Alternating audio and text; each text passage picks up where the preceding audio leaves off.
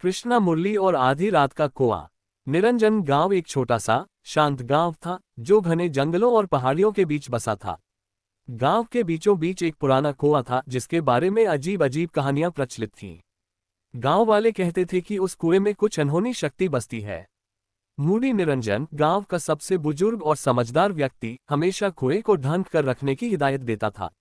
रात को कभी कुएं के पास मत जाना, वो बच्चों को डांटते हुए कहता, वहां कुछ ऐसा है जो इंसान को अपने वश में कर लेता है। कृष्णा मुरली, एक 16 साल का लड़का, इन बातों को अंधविश्वास मानता था। वह गांव का सबसे जिज्ञासु और नटखट लड़का था।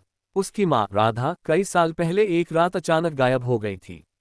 गांव वाले कहते थे कि वह कुएं के पास गई थी और फिर कभी नहीं लौटी। कृष्णा को अपनी मां की यादें अब धुंधली हो चली थीं, लेकिन उसका दिल हमेशा उनसे मिलने की आस में धड़कता था। आधी रात की आवाज। एक रात जब चांद बादलों में छिपा था और गांव में सन्नाटा पसरा था, कृष्णा को नींद नहीं आ रही थी। वह अपने झोपड़ी के बाहर बैठा तारों को निहार रहा था। तभी उसे एक हल्की सी आवाज सुनाई दी, जैसे कोई उसे पुकार रहा हो। कृष्णा, मेरे बेटे। आवाज इतनी मधुर और जानी पहचानी थी कि उसका दिल जोर जोर से धड़कने लगा। यह उसकी मां की आवाज थी। कृष्णा ने इधर उधर देखा, लेकिन कोई नजर नहीं आया। आवाज फिर गूंजी, इस बार और साफ, कृष्णा, यहाँ आ। कुआं। उसका मन बेचैन हो उठा।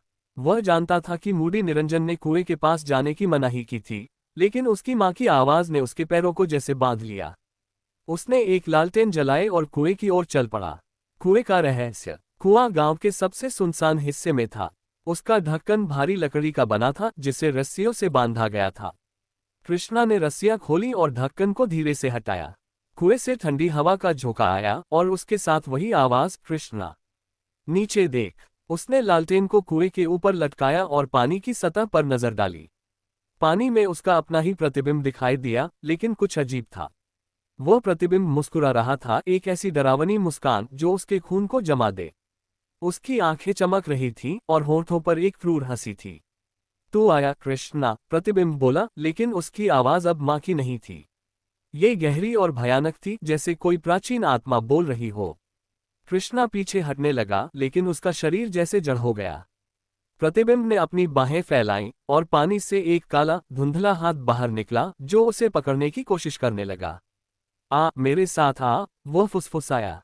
मूडी निरंजन का रहस्य। कृष्णा ने पूरी ताकत से चिल्लाया और लालटेन फेंक दी। लालटेन कुएं में गिरी और उसकी रोशनी के साथ ही वह डरावना प्रतिबिंब गायब हो गया। वह दौड़कर मूडी निरंजन के घर पहुंचा और सारी बात बताई। मूडी निरंजन का चेहरा गंभीर हो गया। उसने एक गहरी सांस ली और बोला, बेटा, वह कुआं कोई साधारण कुआं नहीं है। उसमें एक प्राचीन राक्षसी आत्मा कैद है जो लोगों को अपनी मां, पिता या किसी अपने की शक्ल दिखाकर बुलाती है। मूडी निरंजन ने बताया कि कई साल पहले उसकी बहन भी उसी कुएं की चपेट में आ गई थी। गांव वाले उस आत्मा को शांत करने के लिए हर साल कुएं पर पूजा करते थे, लेकिन वह फिर भी समय समय पर जाग उठती थी। तूने जो देखा वह तेरा प्रतिबिंब नहीं था, वह उस राक्षसी आत्मा का जाल था। अगर तू उसका हाथ पकड़ लेता तो वह तुझे कुएं में खींच लेती। अंतिम सामना। कृष्णा ने ठान लिया कि वह उस आत्मा का अंत करेगा। मूडी निरंजन ने उसे एक पुरानी तलवार दी जिस पर प्राचीन मंत्र खुदे थे। ये तलवार मेरे पुरखों ने बनाई थी।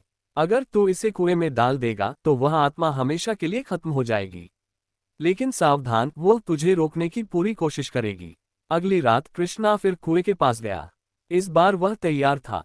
जैसे ही उसने तलवार को कुएं के ऊपर उठाया, पानी से फिर वही डरावना प्रतिबिंब उभरा।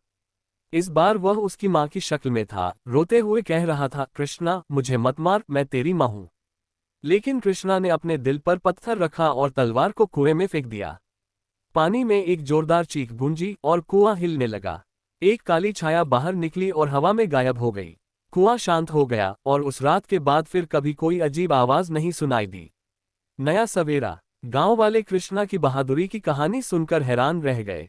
मूडी निरंजन ने उसे गले लगाया और कहा, तूने न सिर्फ गांव को बचाया, बल्कि अपनी मां की आत्मा को भी शांति दी। कृष्णा को यकीन था कि उसकी मां अब कहीं शांति में है। उसके बाद कुआं फिर कभी नहीं ढंका गया।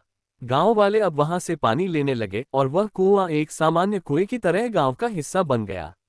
लेकिन कृष्णा की कहानी गांव में एक किंवदंती बन गई, जो हर रात बच्चों को सुनाई जाती थी। कृष्णा मुरली और आधी रात के कुएं की कहानी।